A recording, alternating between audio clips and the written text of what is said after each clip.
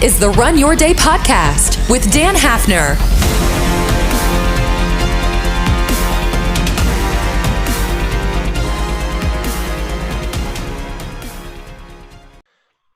Hello, everyone. Welcome back to another episode of the Run Your Day podcast. As always, your host, Dan Hafner here, host of the Run Your Day podcast and creator of the Runwage app. I am super excited with another interview with you guys here. I know I've been doing quite a lot of interviews lately because the show is mostly just me talking and ranting about different things, but I've been having a lot of new people come on the show, and I'm really, really thankful that this gentleman reached out to me.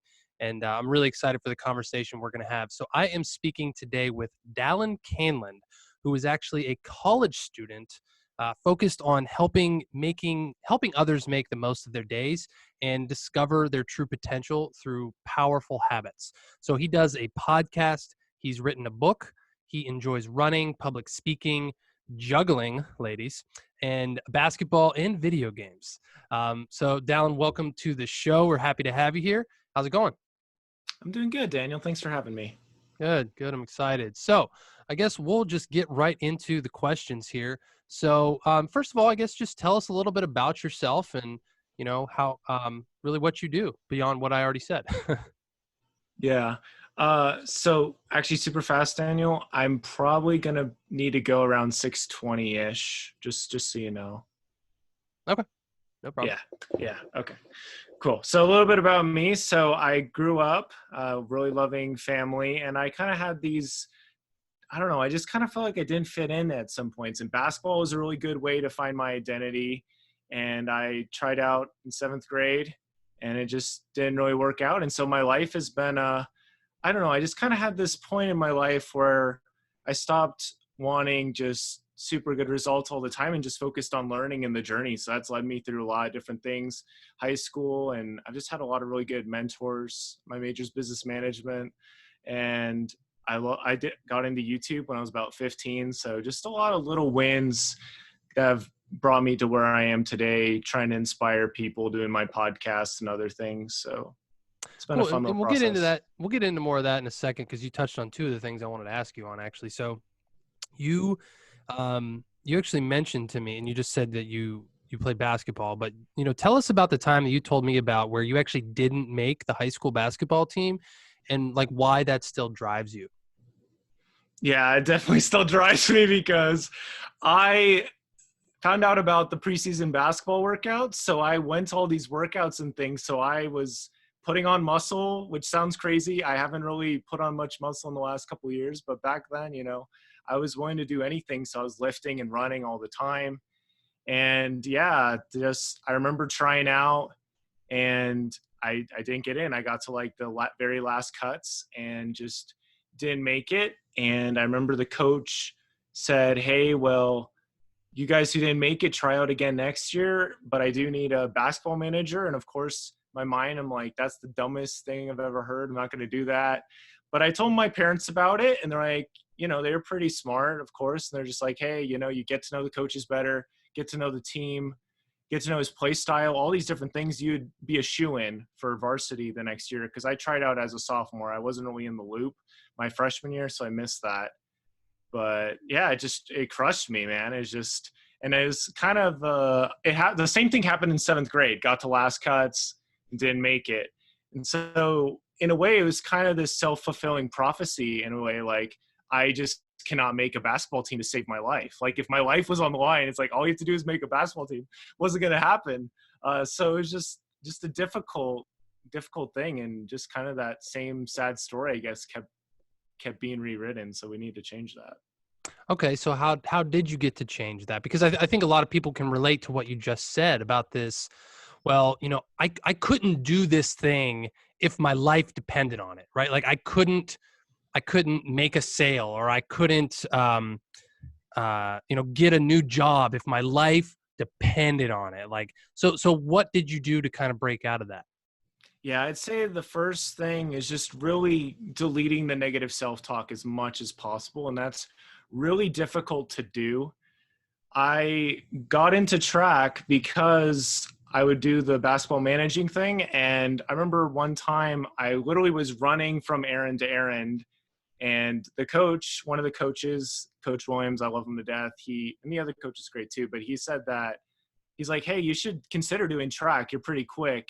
And he'd run the 800 in college, and he had played against Allen Iverson in college, and, was pretty good at basketball and just at what he did. So he could see that potential. And so I got into it. And honestly, I wasn't that fast, but I got in touch with a lot of really driven people that had that growth mindset. It's like, hey, I can do better at this race because I put in the practice, put in the time. And so it really got me to trust the process, trust the results, trust myself. And if I put in the work and I had a good mindset about it, things were going to get different. Things were going to change in a big way. Of course, I did a lot of praying and other things, but it all just kind of started from exposing myself to these things that are very difficult, and just facing those difficult things that came up mentally, because running's so mental. Yeah, for sure. And I love that you thrust yourself into that situation, right? Like that uncomfortability of, well, I'm around people that are pushing a little bit harder mentally, pushing a little bit harder physically. And that was probably not comfortable for you right away, was it? No. And especially like comparison, it was so easy to play the comparison game. Like, people were like, yeah, I'm trying to run that 550 mile or whatever. And I was starting for 7 minute, at 14 or 15 years old. And that's really not that fast. I mean, in general, that's pretty good, but just being okay with starting with that really low bar and working my way up is, something I'm very thankful for, was starting with that. Yeah. And you mentioned another good thing that I would really like to ask you about too, is you mentioned the comparison game. My ears perked up when you said that, because, man, we all do that. Like, we all in so many areas of our lives play the comparison game, probably most inside of business, money, our houses, our cars, all our things, right? It's like the Facebook effect, right? So I'm curious, like, what would you say to younger people, maybe young men, young women, in their teens or 20s, about that comparison game and that comparison mindset? I just say it's a game you can never win. You have to learn to love yourself for who you are. And that's something I talk about in my book. It's about five habits to find your voice in your youth. There's these different things that I talked about in that, just about reading, and how all these things just kind of changed how I saw myself. And so you have to be very careful with that. I have a very wonderful cousin and mentor, and I got to go on this sea kayaking trip that was very pivotal, I think, for the rest of my life. And it was before this first tryout happened. And he kind of told me, like, Dallin, I can tell you just absorb all of this stuff from people. So if it's good, you're like, yes. But if it's bad, you're like, yes. It's like, that's not good, like, you can't just try to please everybody, and you can't do all these things. So I just say, I mean, one thing that I'm doing right now is I'm trying to ask myself the question, what's something I can do to make this day to myself? Just building that self-esteem. And I believe that self-esteem is really your relationship with yourself. And when you're comparing yourself endlessly, you'll never win, for one thing.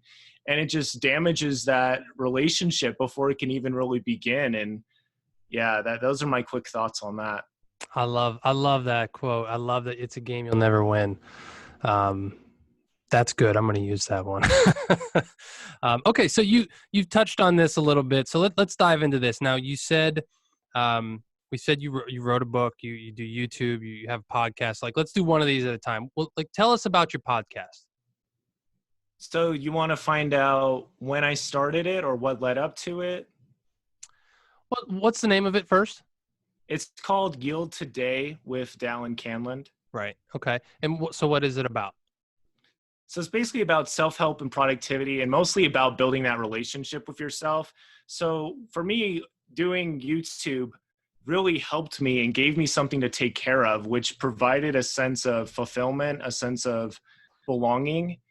And, I just believe really strongly in developing good habits and working on little passion projects to kind of prove things to yourself and also make a big difference in the world. So I talk with business people. I was editing an episode before I hopped on here with Alex Sanfilippo, who's done a ton of great things for tech space and has done these startups. So we just talked about his journey with that and just things he's learned about, not taking yourself too seriously, but at the same time enjoying the journey and holding yourself to a high standard. So it's kind That's of awesome. So yeah, I guess we can kind of infer how you got started with that, because it sounds like with all the backstory you've given us, it's pretty logical. But tell us a little bit about your book again. So what was the title of the book? Yeah, it's called 5 Habits to Find Your Voice in Your Youth. 5 Habits to Find Your Voice in Your Youth. Okay, so can you tell us a little bit about that? Yeah, so I just, I had this period in my life where I was, again, going back to the comparison game. Middle school was really bad for me. And I mean, overall, there's great moments, of course. I like to consider there's the caterpillar stage, that's elementary school. There's cocoon, that's middle school. Then there's butterfly, which is high school. And then maybe butterfly 2.0, which is college. But yeah, I would compare myself, like who's getting invited to parties, who's going out with who. And, with my standards as a member of the Church of Jesus Christ of Latter-day Saints, like I wasn't supposed to date, I wasn't supposed to drink, I wasn't supposed to smoke. And it's like, that makes sense, I guess, but everybody else is doing it and everybody else is doing fantastic with their lives. So I was just really got kind of picked up in that a bit too much. And 8th grade was kind of when it all hit rock bottom. I was about to register for classes and stuff for 8th grade, and I just felt so bad about it. And just, I spent a lot of time just not talking. I'd spend some days I go the whole day without talking because I didn't really know what to say. I didn't think anybody cared about me, at least that some of the people. I had a couple experiences in that middle school phase that, again, kind of a self-fulfilling prophecy, like, this is happening because this is the truth. But the thing is, it wasn't the truth. My life had so much more to it. But yeah, like with the book, I ended up getting into homeschool. My mom homeschooled me in 8th grade, and that changed my life. I made a schedule for myself, me and her. And I read all these self-help books. I read all these different things that really turned on the light for me. And it's never gone off since then. And I guess that's just a quick snippet of it. But all the book is just different habits and different experiences with each one. So one of them just talks about exercise. It's stuff we all do or been taught to do, but just my specific examples. And just, I love the little insights, those little actionable insights that help you change how you think about things. So it just has a lot of those.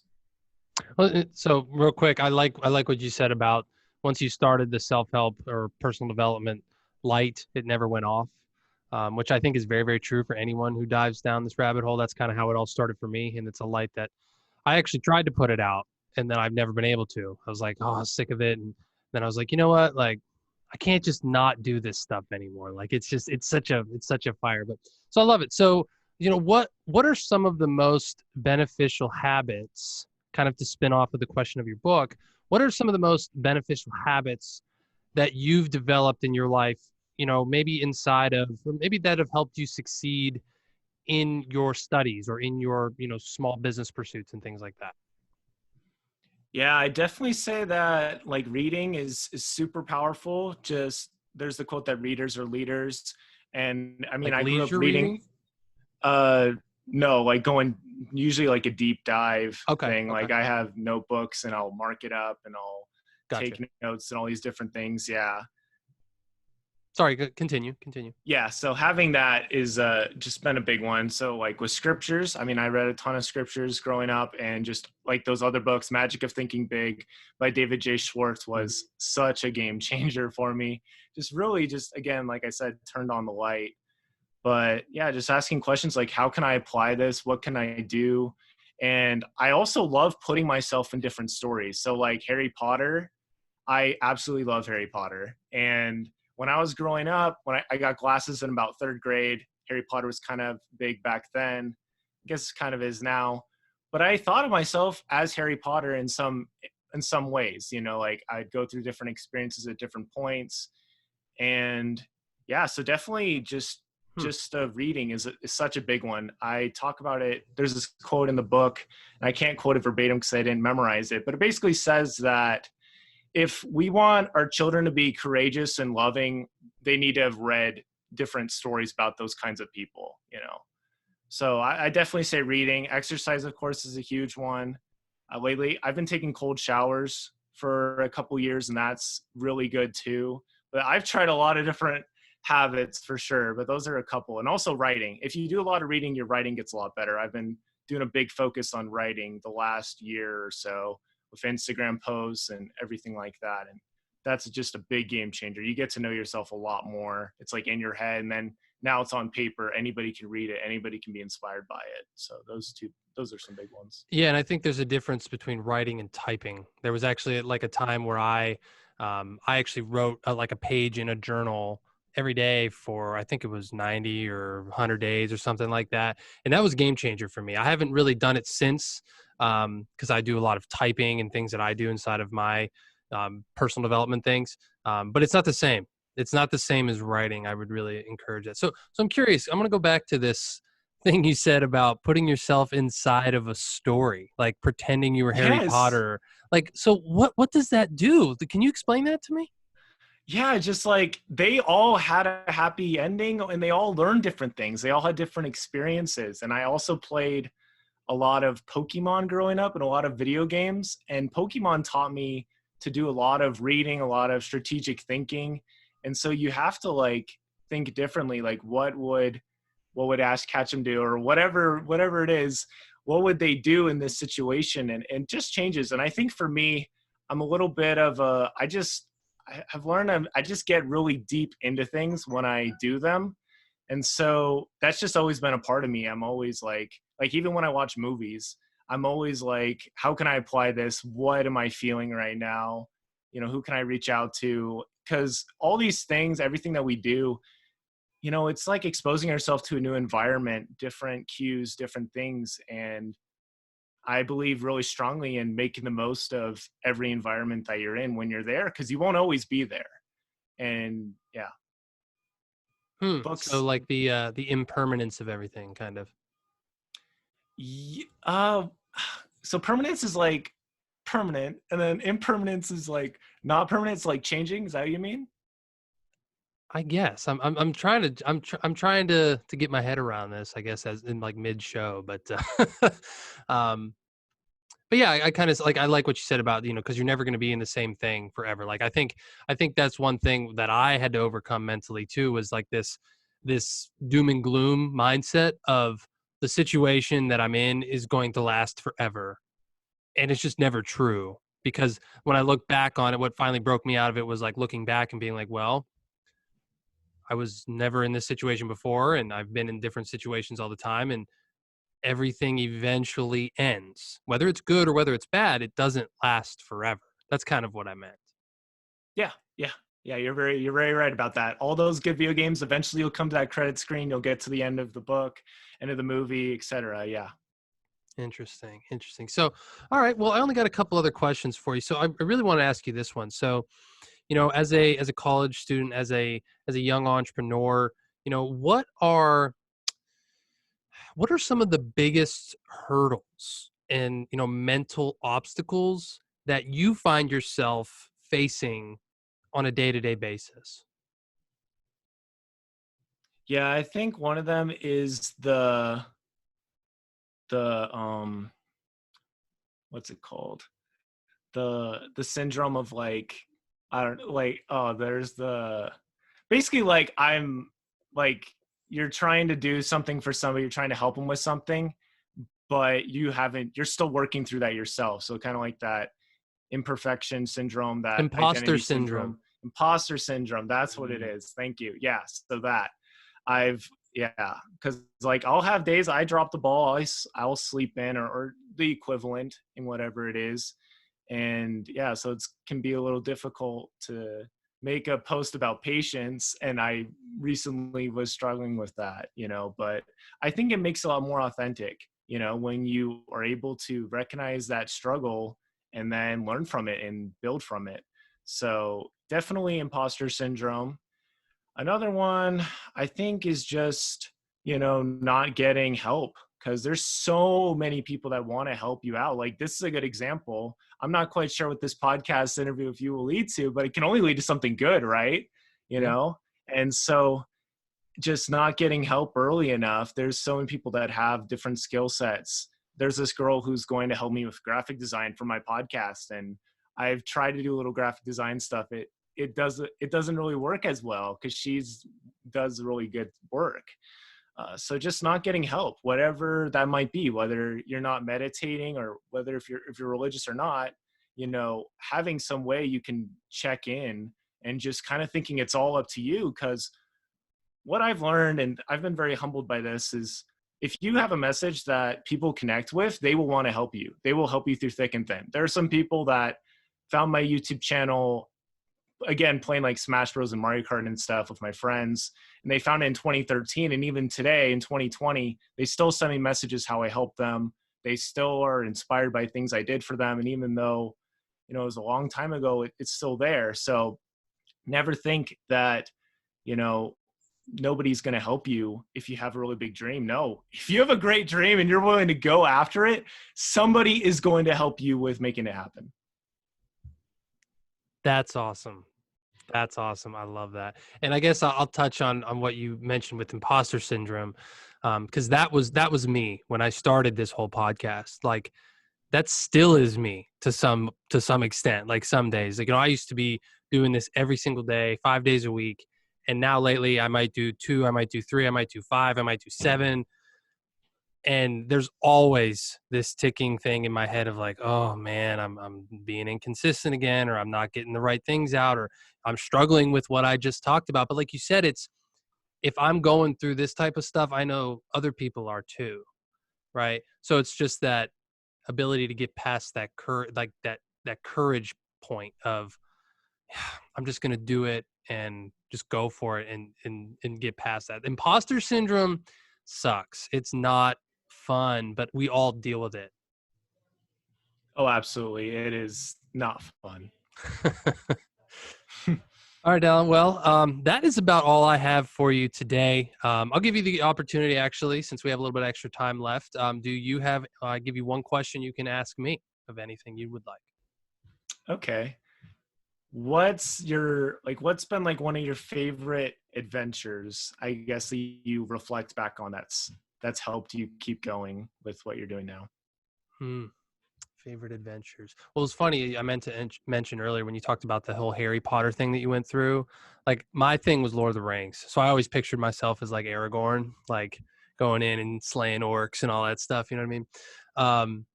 But real life adventures, man, I'd say kind of the adventure I've been on with my wife and all the moving we've done. If any of you follow the show, like my wife and I, we've gone from Pennsylvania to Virginia to West Virginia, now back up to Pennsylvania. Over the past like 8 years, we've known each other, and that adventure of our life together has been probably the thing that has been the most stressful thing in my life, the most rewarding thing in my life, and also like probably the hardest thing in my life. But like, most beneficial. It's just like, because everywhere's taught me something different. We've been in different roles and different phases. And as we've gone along, we've learned so much more about each other. I've played the role of the head money maker, and I've been in the role of the less money maker. I've been in the role of boyfriend, fiance, husband, like all that different stuff. So that has really probably been the adventure that I can point to be like, you know what, this is why I do what I do, and she's why I do what I do every single day. And yeah, that's probably what it is. Yeah, that's super cool. It reminds me of a quote I heard recently that when two people meet, it's like another world is formed, like a third one that they get to make together. And what goes on in that world is kind of up to them. And sounds like you've been doing some really awesome stuff and just enjoying the journey, ups and downs and everything. So yeah, that's awesome. I'm Very still cool. single, so I'm not there yet, and that's okay. I'm enjoying the life, but Yeah, don't rush it. Don't rush it. That's perfectly fine. So, well, that was a very good question. Very good question. So I guess we'll wrap it up here. But before we go, would you like to tell everyone where they can find out more about you, or follow your podcast, or follow your YouTube, or get your book, or whatever you'd like to share with us? Yeah, for sure. So you can find me on Instagram at Dream Chaser Dallin. I post on there every single day, except some Sundays I don't always post. But I just share a lot of different thoughts about my life, introspection, and things of that nature, things I'm learning, things I'm trying out. You can check out my podcast, Yield Today with Dallin, Candland, on Apple Podcasts, Spotify, and all of that. And then you can check out my website, dallincandland.com. And there's just some different things on there. But I'm going to start posting on the yieldtoday.com domain mostly, because that's my blog. And then the Dallin Candland's more like a personal branding thing, like I don't know, I guess a hub. But Yield Today is where I'll be posting like blog posts and stuff like that. So Okay. Sounds good. Sounds good. All right, Dallin. Well, we appreciate you coming on the show. The best of luck with everything. And hopefully we'd like to touch base, in the future and see how things are going for you, and maybe have you back on the show or something like that in the future. So yeah, for sure. And I'd love to have you on my show as well. Just very much like this conversation and the I don't know, the stuff we were able to dig up together. It was fun. yeah, I always like the way it goes. It's just sometimes it goes here, it goes there, it goes everywhere. So, all right, everyone. Well, that is all. I appreciate you all joining. I hope you enjoyed this interview with Dallin and myself. As he mentioned, I might be able to be on his show, so you should go check him out. Maybe we'll get to listen to us banter back and forth again. Not banter, but you know what I mean. Anyway, as always, you can check out everything that he just mentioned in the show notes there. I will have listed for you his Instagram, his podcast, his website, all of those things in the show notes here, depending on where you're listening. So, as always, we appreciate you guys coming on the show here today. As always, Dan Hafner signing off. Make it a great rest of your day.